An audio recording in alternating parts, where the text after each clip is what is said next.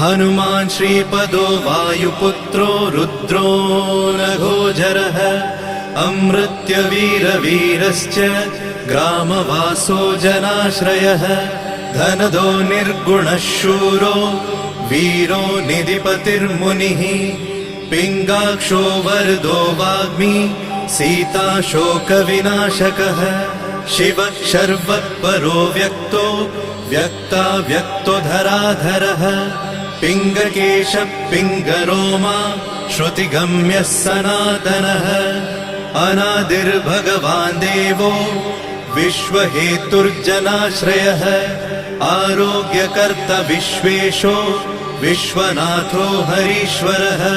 भर्गो रामो रामभक्तः कल्याणप्रकृतिस्थिरः विश्वम्भरो विश्वमूर्तिर्विश्वरूपो